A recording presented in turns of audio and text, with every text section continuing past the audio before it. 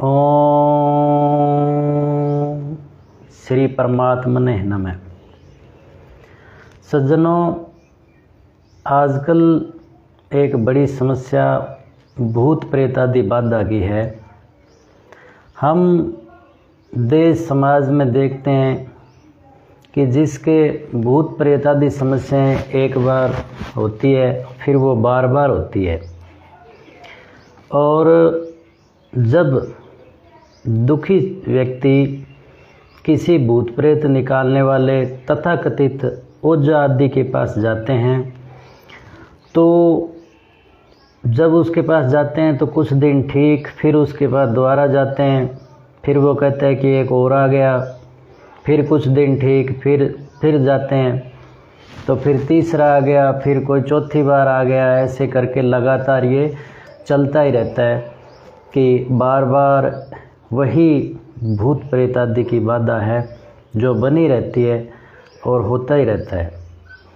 आज हम इस पर चर्चा करेंगे कि आखिर ये क्या है। सर्वप्रथम तो ये माने कि मनुष्य जो शरीर है, इस शरीर में 24 तत्व हैं, उसमें 4 अंतःकरण हैं। अंतःकरण मन, बुद्धि, चित्त, अहंकार। मन है, उसमें कुछ अचेतन मन की बातें या जो पुराने समय की यादें हैं वो इसमें जमा रहती है, और जब वो जाने अनजाने इस में प्रविष्ट करके और वो निकलती है तो मनुष्य के हाव भाव बदल जाते हैं। अब दूसरी बात ये समझें कि ये मन की ज़्यादातर समस्याएं होती है, क्योंकि मनोरोग विशेषज्ञ बताते हैं कि हमारी जो अधूरी इच्छाएं हैं वो हमें परेशान करती है। हालांकि उस व्यक्ति को पता नहीं चलता, क्योंकि अध्यात्म जगत में 5 कोष बताए हैं। तो जो मनोमय कोष है उसका संबंध हमारे फिजिकल बॉडी से सबसे ज़्यादा है, और इसका इस पर प्रभाव पड़ता है। इसको समझने के लिए एक उदाहरण है कि जैसे हमने अलार्म में टाइम फिक्स कर दिया कि इतने बजकर इतने मिनट पर अलार्म बजेगा, तो वो टाइम फिक्स किया हुआ है, जब निश्चित समय हुआ तो वो घंटी बजने लग जाती है। ऐसे ही हमारी इस बॉडी में, शरीर में, मन में कोई बात फिक्स हो गई तो वो जब वो उद्धृत होगी, निकलेगी, उस समय हमें इसकी ज़रूरत नहीं है, या जो हमारी आशाएं, कल्पनाएं आंतरिक थी और हम बाह्य प्रकट नहीं करना चाहते, तो वो जो कमांड हमने मन को दे दी, जैसे अलार्म को हम कमांड दे देते हैं कि इतने बजे बजे, तो वो अनायास ही फिर एक्टिव होती है। एक्टिव होती है तो फिज़िकल बॉडी का मनोमय कोष है वो ख़राब हो जाता है, और फिर हाव भाव बदल जाते हैं।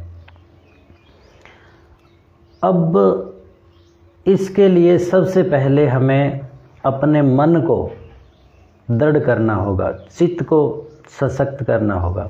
जिसका मन और चित्त दृढ़ है, सशक्त हैं, उन पर भूत प्रेत आदि, तथाकथित भूत प्रेत आदि की घटनाएं नहीं होती। हालांकि कुछ लोग भूत प्रेतों को मानते भी नहीं हैं, पर फिर भी हम विज्ञान की भाषा में इसको negative energy, vibration, electric field कुछ भी कहें, तो उसका बॉडी पर प्रभाव पड़ता है। जैसे सर्दी की ऋतु में सर्दी का, गर्मी की ऋतु में गर्मी का। अब बात यह है कि ये जो बार बार समस्याएं क्यों होती है, 1, 2, 4, 5 ऐसे भूत प्रेत। अब किसी के पास जाते हैं तो वो कुछ लोगों को कह देते हैं कि उसने करवा दिया, ये करवा दिया, वो करवा दिया, परंतु इसमें वास्तविकता क्या है? वास्तविकता ये है कि जिसमें इम्यूनिटी पावर कम है उसको रोग घेर लेते हैं। अब जैसे गांव में, शहर में पीलिया जाओ तो सभी को नहीं होता, 10% लोगों को होता है, क्योंकि वो 10% लोगों की इम्यूनिटी पावर कम थी। तो ऐसे ही जिसका मन और चित्त कमज़ोर है उस पर ये ऐसी क्रियाएं होती है। इसका एक उदाहरण और भी है कि हम जो ये बाधाएं बार बार होती है उसको समझें। कैसे समझें? कि जैसे एक कमरे के अंदर स्टील का गिलास, उसमें बर्फ़ डाल के और उसको ढक्कन से बंद करके ले आओ पूरी तरह से। स्टील के गिलास में बर्फ़ डाल के उसको बंद कर दो। अब उस कमरे में ले आओ। अब उस स्टील के गिलास के चारों ओर पानी की बूंद हो जाएगी। क्यों हो जाएगी?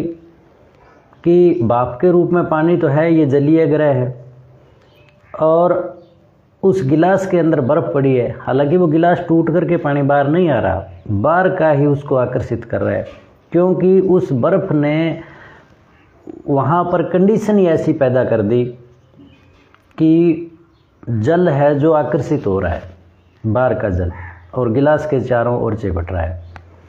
अब उस गिलास को एक बार पोंछ दो, साफ हो जाएगा। कुछ समय के बाद फिर पानी, फिर पोंछो, फिर साफ, फिर वो बर्फ़ अंदर पड़ी है, फिर वो पानी की बूंदें चारों ओर इकट्ठी हो जाएगी, फिर उसको साफ करो। अब इतनी बार उसको साफ करने से अच्छा ये था कि उस गिलास की बर्फ़ को ही निकाल दो, तो वो पानी उसकी तरफ आकर्षित ही नहीं होगा। यानी कहने का भाव ये है कि मनोमय कोश को, मन को दृढ़ कर लो। हमारे जो मन की भावनाएं हैं उसकी सफाई कर दो, तो ये भूत प्रेत आदि घटनाएं नहीं होगी। और अब इस मनोमय कोश की सफाई कैसे हो? अच्छे शास्त्र, अच्छे लोगों का संग हो। अब ये जो भूत प्रेत की घटनाओं को ठीक करने वाले तथाकथित ज़्यादातर लोग वो क्या करते हैं कि आने वाले व्यक्ति को ऐसे अपने तरफ से कोई एक्टिंग करते हुए कहते हैं कि आज मैंने इसका पक्का इलाज कर दिया, वो हो गया, इसके निकल गया, अब इसको कुछ नहीं होगा। यानी उसका मन मजबूत कर देते हैं, और फिर वो जो सुनने वाला है जिसके ऊपर ये घटनाएं होती है उसका मन मजबूत हो जाता है कि हाँ भाई बाबा जी के पास गए, मंदिर में गए, या उसने ऐसे हो गया, अब मैं कमज़ोर नहीं हूँ, अब मेरे पर ये कुछ नहीं होगा। जैसे उसका मन सख्त हुआ तो ये घटनाएं नहीं होती, नेगेटिव एनर्जी उसकी तरफ अट्रैक्टिव नहीं होती, आकर्षित ही नहीं होती। तो उसको मन को ही मजबूत करते हैं। तो सबसे पहले हम अपने मन को मजबूत करें। और इसमें दूसरी बात समझ लेने योग्य ये है कि ये जो घटनाएं हैं वो किस में ज़्यादातर होगी? वो ऐसे लोगों में ज़्यादातर होगी जो मानसिक पीड़ा को सहन कर रहे हैं, मानसिक पीड़ा युक्त जीवन जी रहे हैं, जिनके मन में लगातार किसी बात की पीड़ा चल रही है, चाहे वो जिस भी तरह की हो, करना चाहता हो, काम हो नहीं पाता समाज के कारण, आर्थिक स्थिति के कारण या अन्य कारणों से। तो वो जो दमित इच्छाएं हैं मन के अंदर, और मन की जो कामनाएं हैं जिसको हम प्रकट नहीं कर पा रहे, या जो मन में हम लगातार लिए बैठे हैं, ऐसे लोगों के पास ज़्यादा ऐसी नेगेटिव एनर्जी राउंड अप करती है। ऐसे लोगों में ज़्यादा ऐसा भूत प्रेत आदि जिसको हम कहते हैं वो घटनाएं होती है। और जिसका मन शांत है उन लोगों में नहीं होता ऐसा। तो सबसे पहले अपने मन को शांत करें स्वयं, और मन को शांत करने के लिए श्रीमद् भगवत गीता का अध्ययन करें, क्योंकि गीता के अंदर भगवान श्री कृष्ण ने अर्जुन को बताया है और सभी दुख क्लेश व्याधियों को दूर किया है। तो कहीं ना कहीं हम भी अपने आप को, अपने मन को सेटिस्फाई, संतुष्ट कर पाएँ। यह श्रीमद् भगवत गीता के अलावा अन्य बहुत से संतों के लेख, कहानियाँ ऐसे कुछ हैं, तो उनको पढ़ने से जिसके हमारे मन को शांति मिलती हो, तो ऐसे मन को शांत रखें, शांति दें, तो फिर वो जो हम उन समस्याओं से बच सकते हैं। और इसका संबंध मन के अलावा अन्य बहुत से भौतिक